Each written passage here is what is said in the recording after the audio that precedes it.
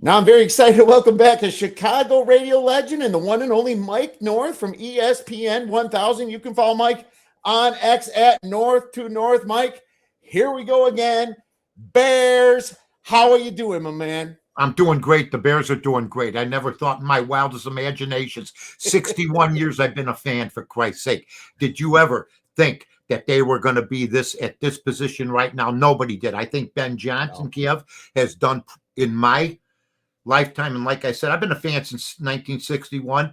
In my lifetime, as a Bear fan, the best first year coaching job a Chicago Bear coach has ever done. I mean, he took over a team that couldn't get out of its own way last year, and he's just been great as a play caller. He has not passed the ball all over the football field like we thought he was going to do because of his days in Detroit. He knew he's playing outdoors in a lot of venues. They built the offensive line. Ryan Poles has made a comeback. They're opening up holes. I never thought they'd beat Philadelphia.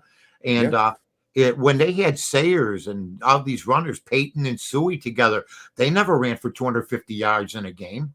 No. And that's what they did against Philadelphia. It's amazing. And, I think Peyton once had 276 once, and I don't think anybody else had rushing yards. Yeah, that was it's just been amazing to watch, man.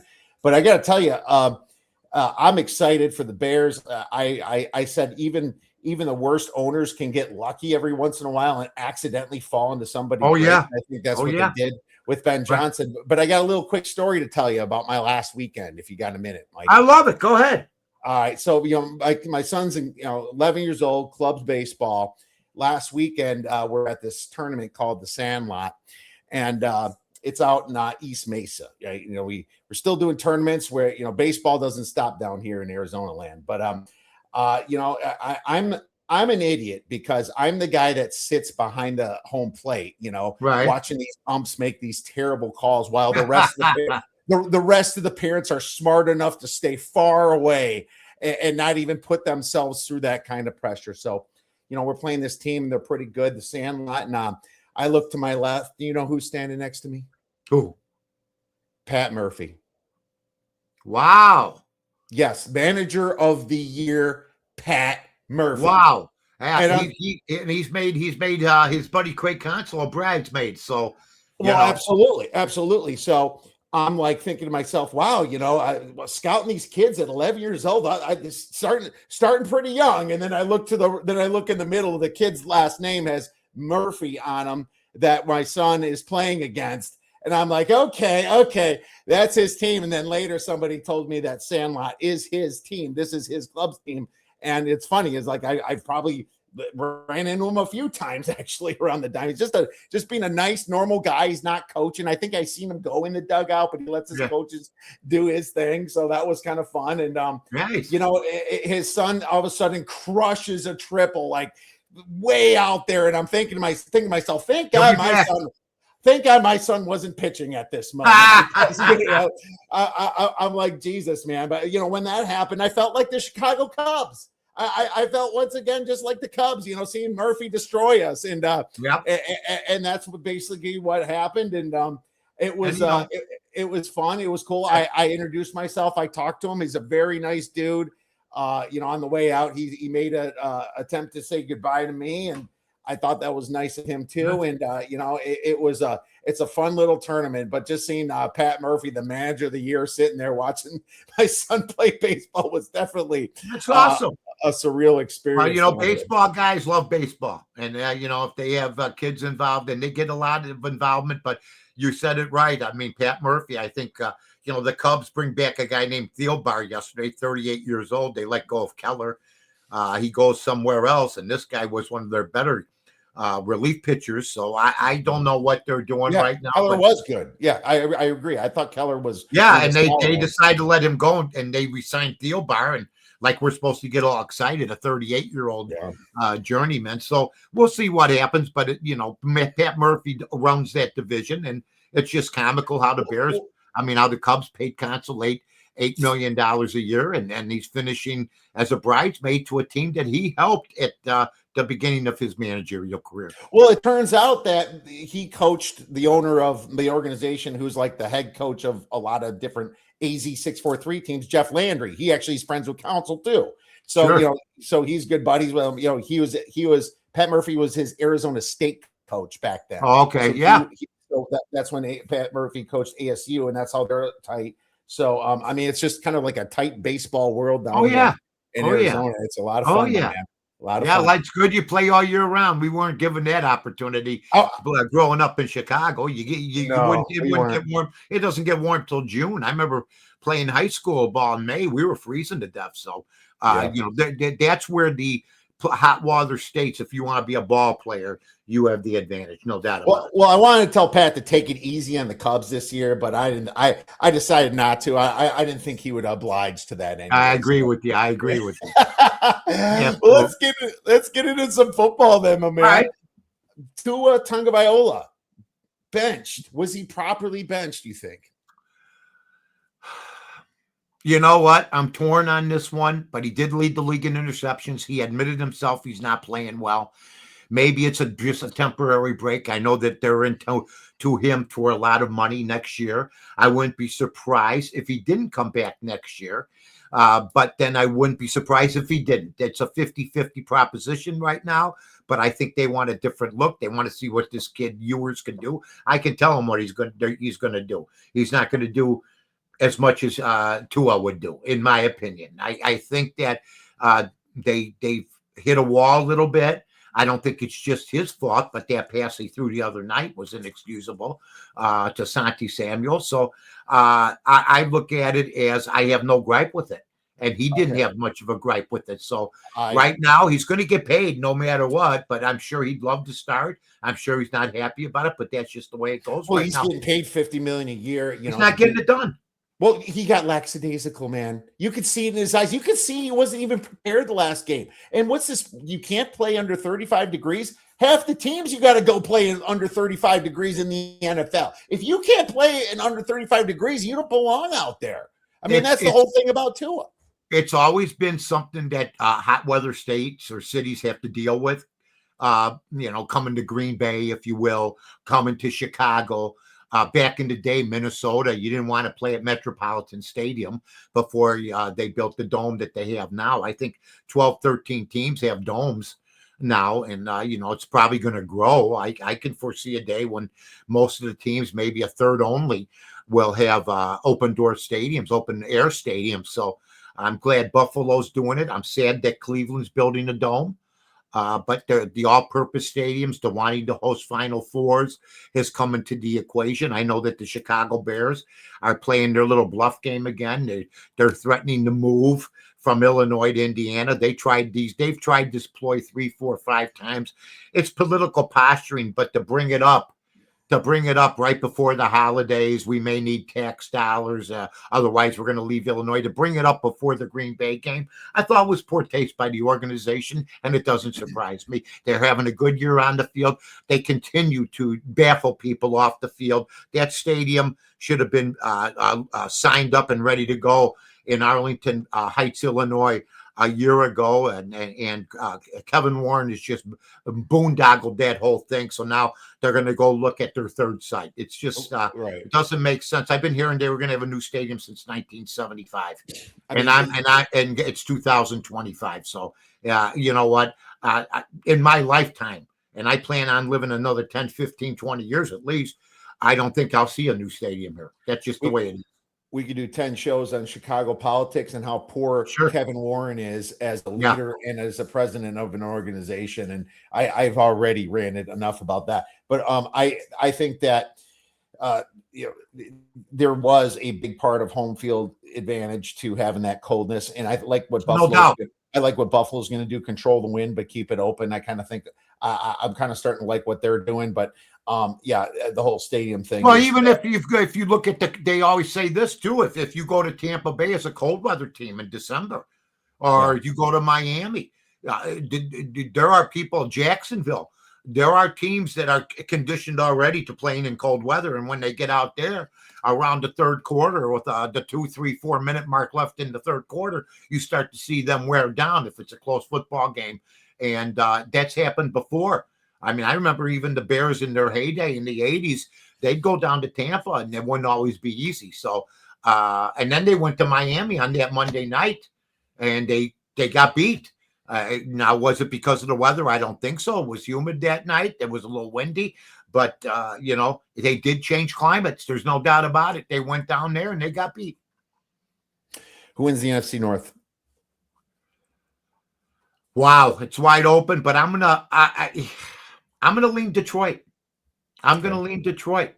I think that they can still do it. I think the Bear Green Bay game is huge. Whoever loses that game is in big trouble. Green Bay already beat them once, but now we're playing at Soldier Field. The Bears are 1-point underdog. So I found that sort of baffling. I thought that the way that the Chicago Bears are playing, that they'd be and they really let Green Bay off the hook the last time. So Ben Johnson wants this game. There's no question about it. And they're going to give all effort that they can. But Jordan Love and them coming off a bad game against Denver, I happened to pick Denver in that game. I couldn't believe they were 2.5-point dogs. So you got a team in Green Bay, and maybe this is the parity years. They lost to Cleveland earlier this year. They lose to Denver on the road. Now they're coming back, and they're coming to Chicago, we've been owned by Green Bay. So we'll see what happens. Jordan Love's a different animal. They have lost Micah Parsons. There's no question about that. But I think even a bigger loss for the Green Bay Packers is their tight end Kraft. Things started really, getting sketchy up and down with the Packers once the tight end got hurt. The tight end's now as prominent in football as they've ever been. So Kraft was a big loss for them and some other people. They still got some injury problems. Yeah, they do, and we do too. But we still have 2 tight ends, and we have DJ Moore and Zacchaeus. That's pretty good too. So I'm not super worried about the somewhat cluster. I want to say hi to my guy Aldo Gandia from the Barroom Network. We're partners. God bless him. Does Mike own property in Gary, Indiana? I mean, it's funny.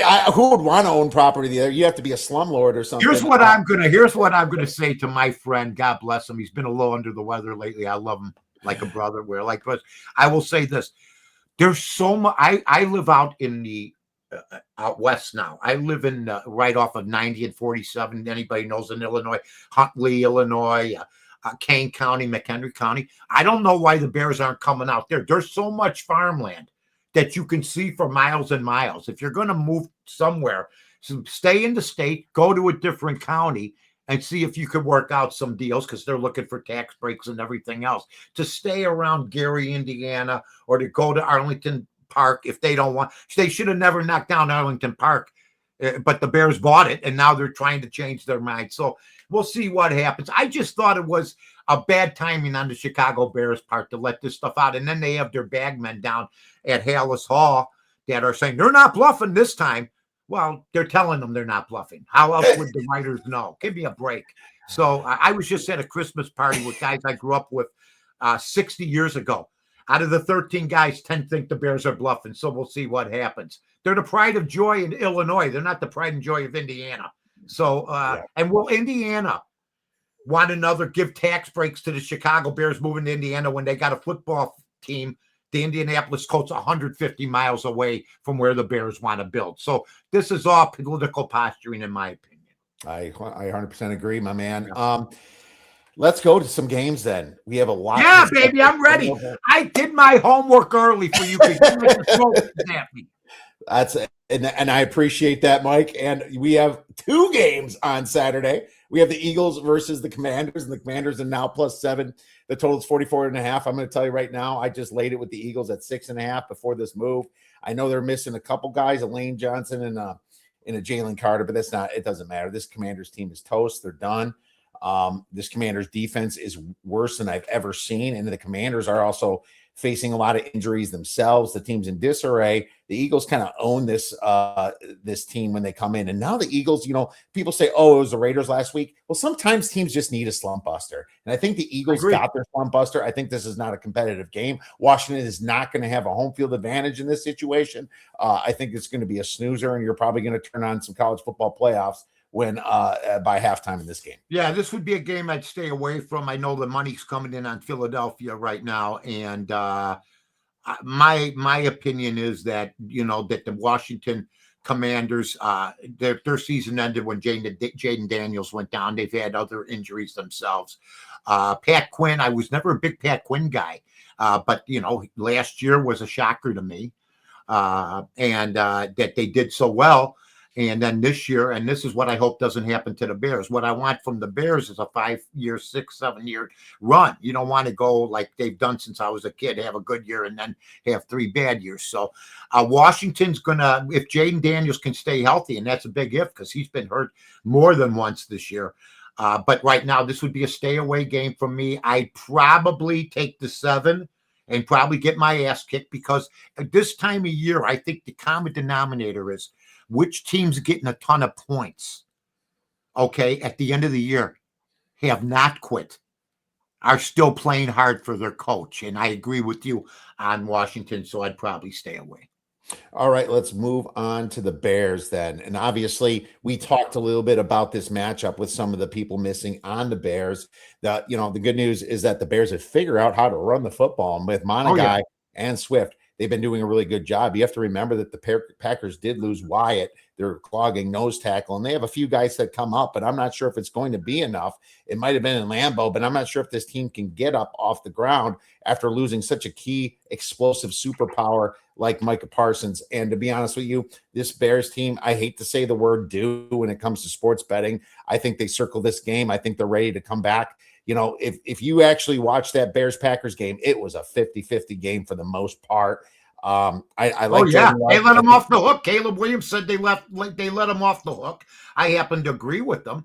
Have you come around on Caleb, Mike? Have you come around on him? Well, I only describe what I see each year. Last year he was dreadful. Okay. I agree. I agree. He was bad, and he has a great coach now, and that coach is making him. And just like Fields was dreadful, and I would battle the locals on Fields. I said he was dreadful, and people were fighting me on him because I was a Mitch guy. But this is one of these deals where, well, how can I get mad at the kid? He's got a better coach now. They restocked the offensive line, the play calling in my all my years. I was able to always predict what the Bears were going to run almost every play, whether it be handoff, draw play, pitch out to Peyton, short pass to the tight end. I can't figure out what Ben Johnson's going to call. And that's because he knows he has a running game.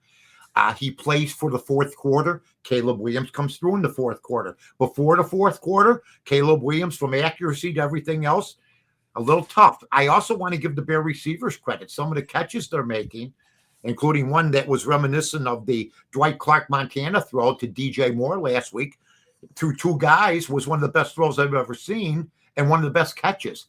So each week, the Bears are making great catches. If the Bears ain't going to beat them this game, they're never going to beat them. I think that they're ripe for the picking, but yet they're underdogs at home because the Green Bay Packers have owned them. More under Favre and Rodgers, but Jordan Love won last time. So probably, the Bears this year, I've bet with them.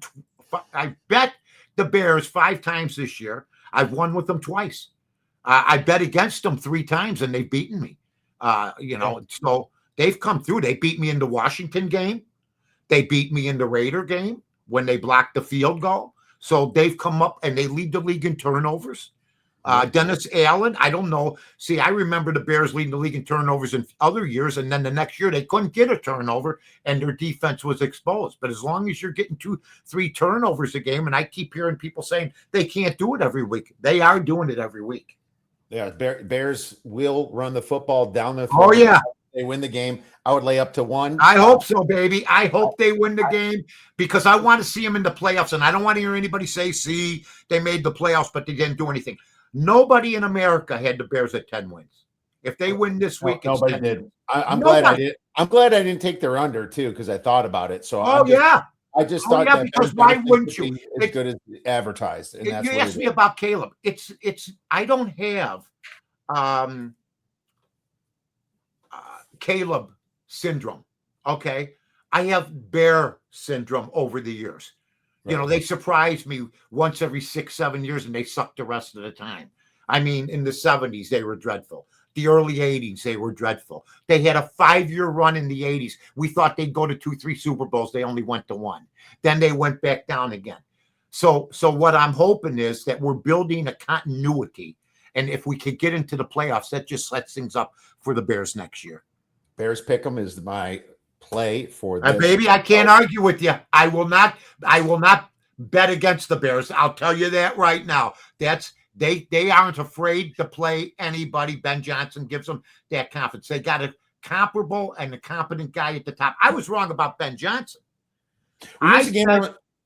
He didn't deserve $13 million to be the seventh highest rated paid quarterback in football. Mm-hmm. What's he done? Well, he's done the best first-year coaching job I've ever seen a Bear coach do. Period. Ditka had to clean out lockers his first year, and Ditka was great. But they built through the draft. That was the last great rebuild in Chicago, the 85 Bears. They built everything through the draft, from Singletary to the Fridge, to Becker, to Bortz, to McMahon.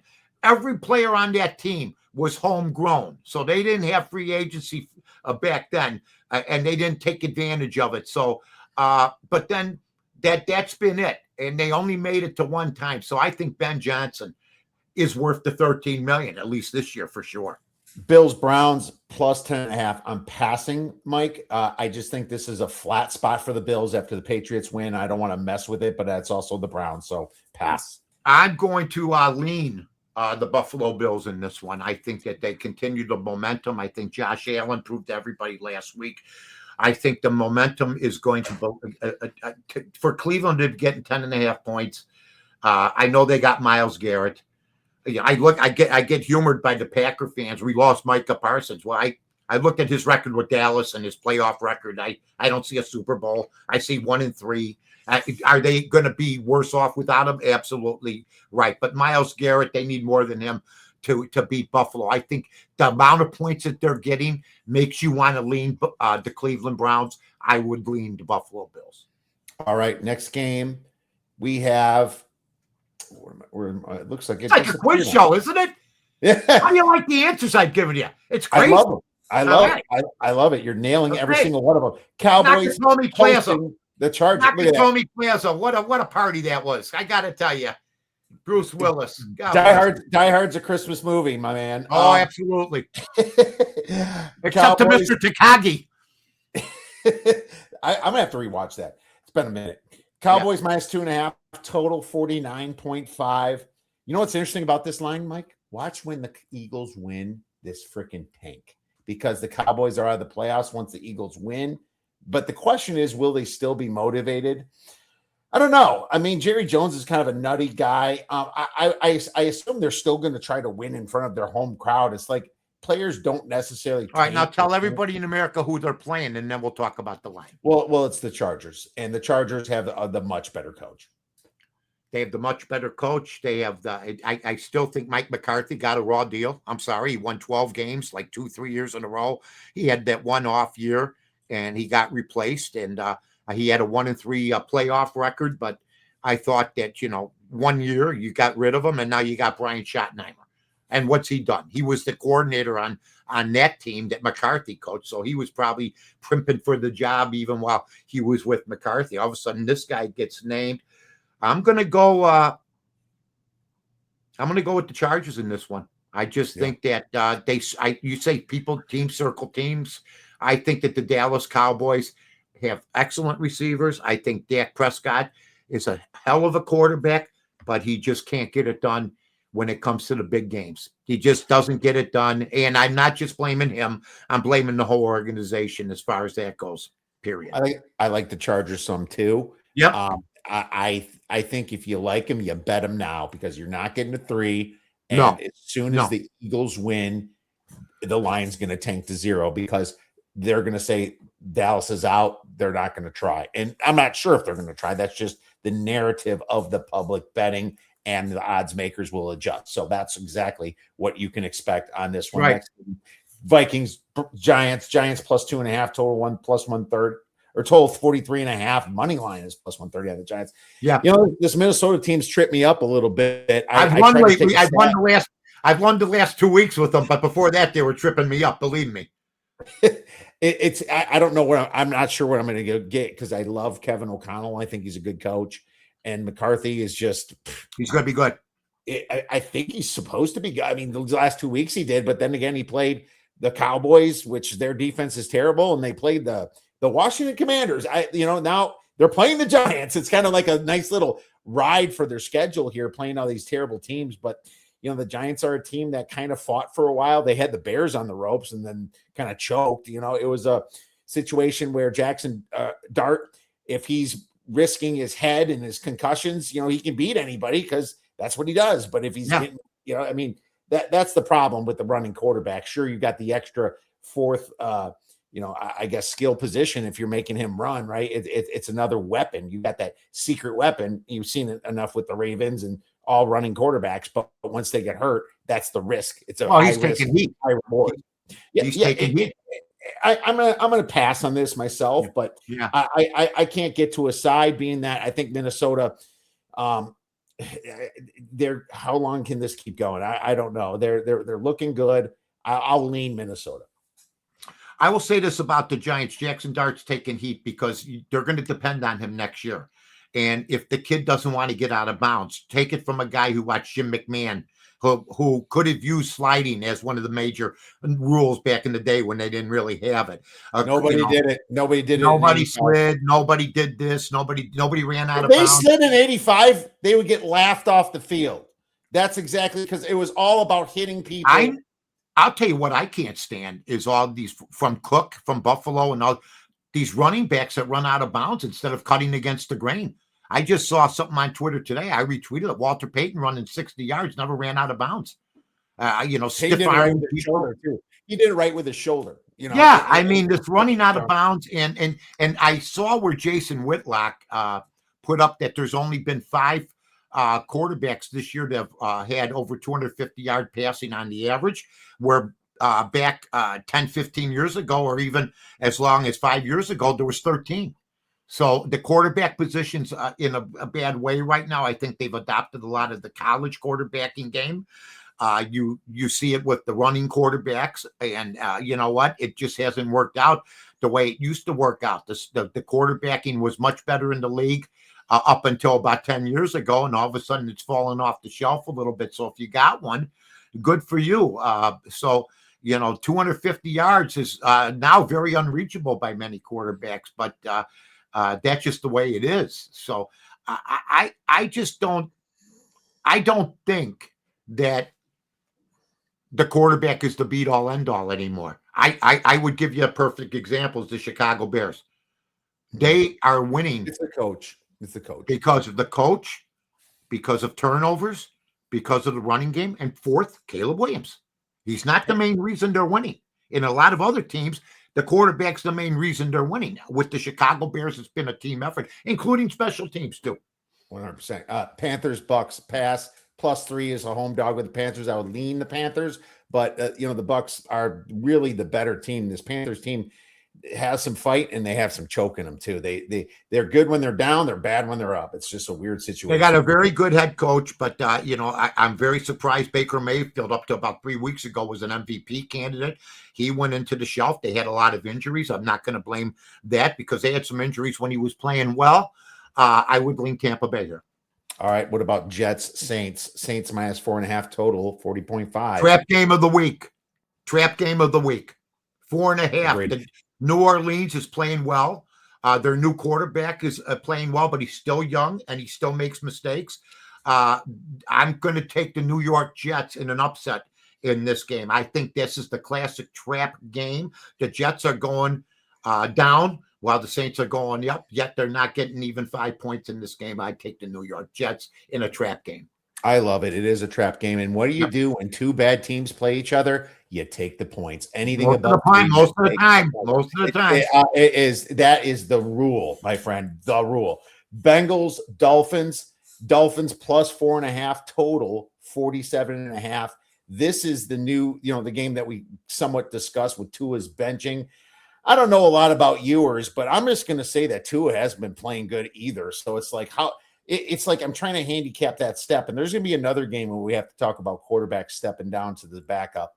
But to be honest with you, I don't know what the hell happened with the Bengals last week. I bet the Bengals at home against the Ravens, and they couldn't even sniff the end zone while getting the same amount of yards as the Ravens. It was just Joe Burrow didn't look like Joe Flacco, a bad Joe Flacco.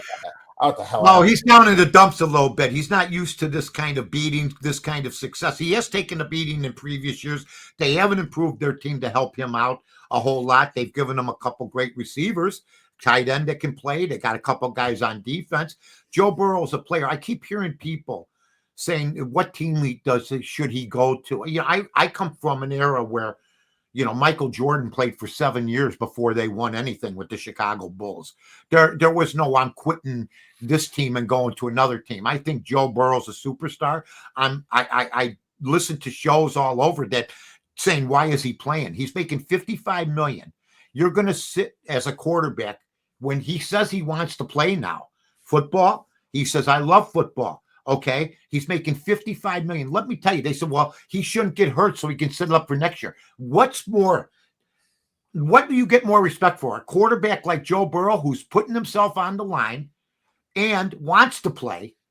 And how would that look if he sits for 3 weeks getting ready for next year when you have 52 other guys having to play? I'm so sick and tired of people looking for where the Greek Freak should play because he's a little down in Milwaukee. What is this deal? You get paid all this money by these organizations, and the first thing you hear, especially journalists, who most of them they get bruised up in a chess game, for Christ's sake, and they don't have a competitive bone in their damn body. You stick it out. You play with the team that you lead. You're a field general. You know, you're losing a battle in war. You don't say we're not going to go in the battle anymore, guys. And if we do, I as the general aren't going to go. It's a bunch of crap, and I'm getting tired of journalists, especially media people from these conglomerates, saying, "Well, where should he play next?" Because why? Because you guys jump around in your media careers, okay? But football players are conditioned to play regardless of whether they win or lose, and Joe Burrow's a winner, and he wants to play, and I couldn't respect him more for it. Are you laying the points? I'm taking Cincinnati. I think that Cincinnati's bad enough right now, but Joe Burrow had the biggest stinker he's ever had. What are the chances of him having 2 stinkers in a row? I don't think it happens. I'm taking the Dolphins. I'm taking plus. All right. Good luck. Good luck with Quinn Ewers. I want to kill him. I don't want Quinn Ewers to throw the ball, Mike. I want them to run it. He's not going to walk into that door? Cincinnati has the lowest rush EPA by any team, and that is all they need to do. And McDaniel, coming from the Niners, should know how to do it. Now, will I get screwed? Is this a high confidence play? No. I'm just taking a team that's a dog to one of the worst defenses I've seen in this year. So, well, that's okay. It's okay to disagree. You don't have the running quarterback in Tua to worry about, number one, if you're the Bengals. Number two, is Larry Zonka walking through that door? Is Eugene Mercury Morris walking through that door? Is Jim Kick walking through that door? No. So who's walking through that door to run the football and hurt the Bengals? And how about Miami on defense? Can they? I bet Pittsburgh Monday. That was one of the easiest bets of my life. And by the way, once again, 2 weeks ago, Mike Tomlin was supposed to be fired. And now he's going to be back in the playoffs, it looks like. So what a football coach he is. I know he can't win a playoff game, but at least you get a chance to go. You don't know they're going to lose before the game, but you know what? He's done it. I think he did a good job coming back these last 2 weeks after everybody in America wanted him out. I hate being on the opposite side of the guy that might win VSiN this year is all I have to say. Let's move on to the next game. Kansas City Chiefs versus Tennessee. Tennessee home dog all the way down to +3 now. Total 37.5. What do you think about this one? I think Kelsey turned soft overnight, and I'm not going to blame Taylor Swift or anybody else. I'm going to blame him. Right, okay, the ball's bouncing off his hands 3 times that turned into interceptions, including last week. Mahomes is out. 3 points. You know what? Can they win without Mahomes? Kelsey and them guys are ready to pack it in. They looked devastated on the bench at the end last week. I'll tell you how bad my one weekend was. If you would have told me 2 years ago I was going to bet Alabama and Kansas City on the same day and lose, I would have said, you got to be kidding me. But I lost the Kansas City game, and I lost when Alabama lost to Georgia. So it's to me, I'd probably take the dog here. Without Patrick Mahomes, I think they're not even a good football team Well, right if now. you were going to take the dog, you should have took them at 5, 4, 3. It's now down to 3. Here's the thing. Yeah, I wasn't on your show at that last time, so now I got to just go with it. You know what I'm saying? Oh my man. But here's the thing.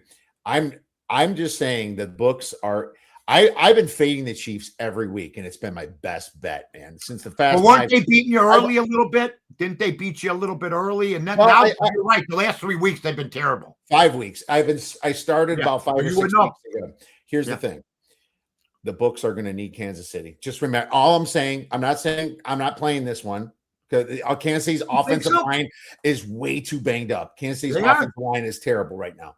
But I'm not playing this one because I think you're going to I probably won't either, to be honest with you. I think you're going to get an embarrassment effort from them, but I can't trust it. But I'm just going to say the books need the Chiefs this week. The books need the Chiefs. Remember that when you're watching this game. Falcons, Cardinals plus 2.5. It's round plus 3, 2.5. Depends upon where you're looking.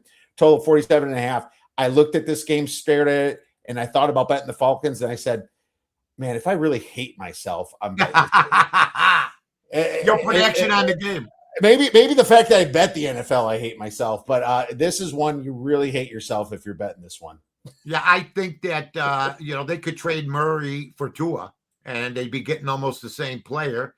And quite frankly, I think that this is a stay away game for me. It's not worth it. There's other games you can play. Hey, rewind this show and you'll see what we think about. Oh yeah, just rewind what I said. I just think it was a bad political move at a bad time before the holidays, and you're playing Green Bay and you come up with this nonsense. Jags, Broncos -3 total, 46.5. I think the Jags found a coach finally. I think they're playing with confident football. I think Denver does not win by margin, and Sean Payton makes boneheaded mistakes. I think Denver's in a flat spot. I think Jacksonville's been disrespected enough. I'm taking the Jaguars. I'm not going to argue against that because Trevor Lawrence, folks, if you've ever seen Trevor Lawrence and you ever stood next to Trevor Lawrence or somewhere, if you ever seen him on TV, this guy's 6'5", about 235. Okay. He's a beast. And he's finally figured it out. And he's got a good team and a competent coach ahead of him. It's the coach, man. Urban Meyer and all these terrible Peterson. Coaches. He's had I'm a Trevor Lawrence guy, and this is one of those games that, Jacksonville has proven themselves a couple times. Now, I've said it earlier this year. If Jacksonville's all that, it's time for them to start winning some games, and they are. Steelers, Lions -7 in most books. If you've at Detroit, right? It's at Detroit. Our friends at FanDuel have -6.5, -120. Totals 51.5. I'm going to call it 7 because most books have it at 7. This is a wonderful teaser leg. I think Detroit could win by margin, though. I'm just going to say that. I think it's a better spot for Detroit. Steelers on the short week. But it's also, you got a pretty confident Steelers team as of right now, trying to win their own division. So I thought about laying it. I'm probably not. I'm probably just going to tease the Lions down. Let me tell you something. Last week I watched, Monday night, I watched the Steelers. I got to be honest. I never seen Aaron Rodgers throw a better football than he did in that game. I mean, he was zipping the balls in. He's got to be able to have time to pass. He can't run like he used to. He seems relaxed. I think he smells the money a little bit. Not that he's been an overwhelming winner. He's only got one Super Bowl in his career. But I like the way he's playing the position. I'd probably take the points in this game with him as the quarterback. He threw such a beautiful ball on Monday night. I was absolutely impressed because this was not the guy I seen, and that's because of the organization that had played for the Jets last year or two. Houston Texans are 14.5-point favorites at the Raiders. Ravens have killed me this year. The first few weeks I got off and finally. Pete Carroll, listen, I wanted, and I was right about one thing. I remember when the Bears had not named a coach.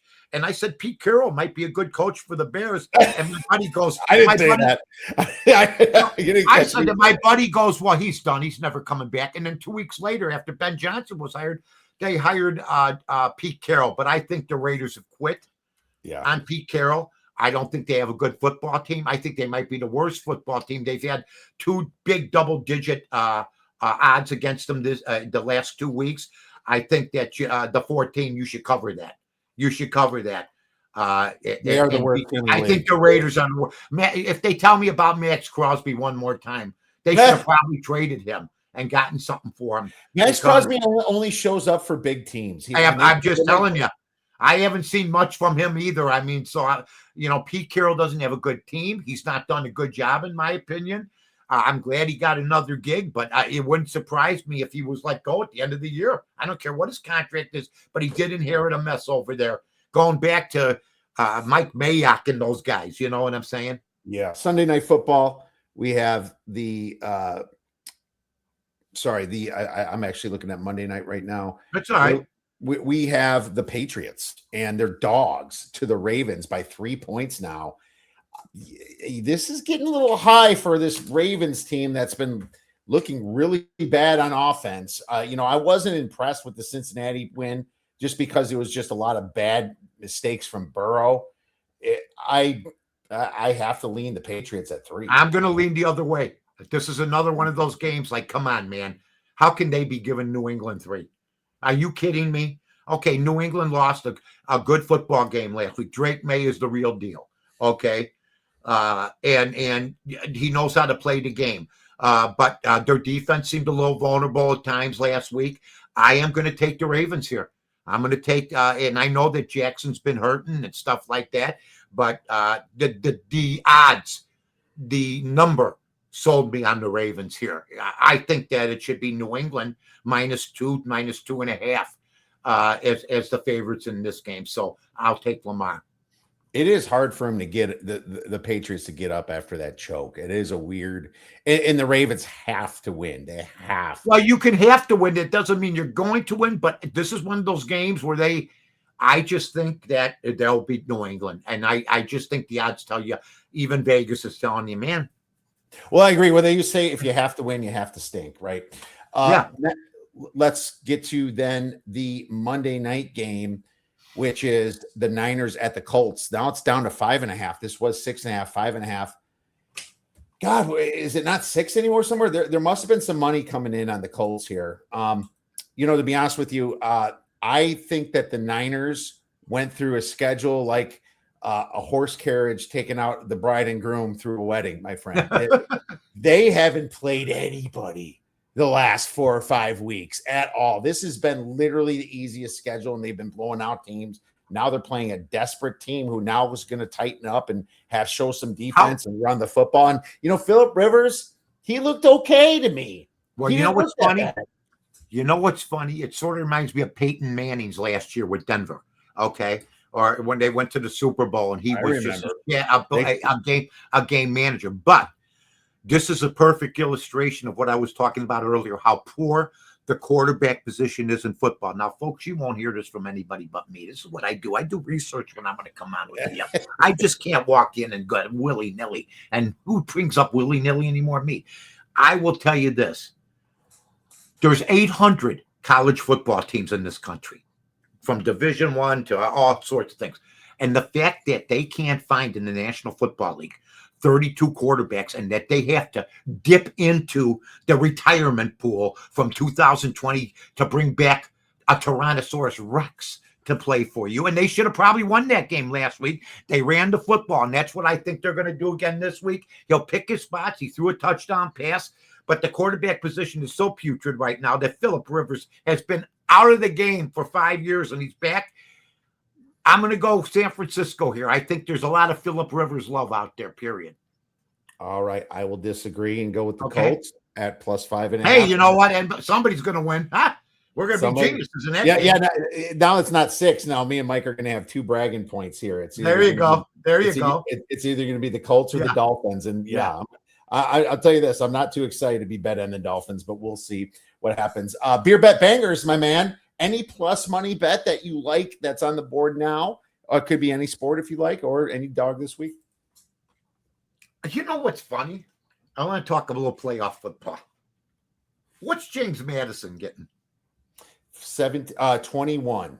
21 points. Now, it's James Madison. Okay? Sure. Here's what I'm going to tell everybody. You won't hear this anywhere else, folks. Okay?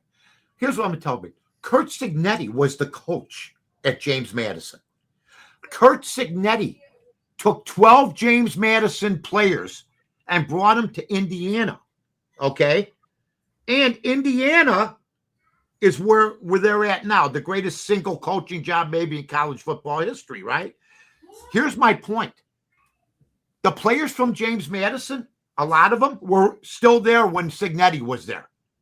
Okay. And they're since he left that program, they're in the playoffs. Now, should they be in the playoffs? That's another story for another day.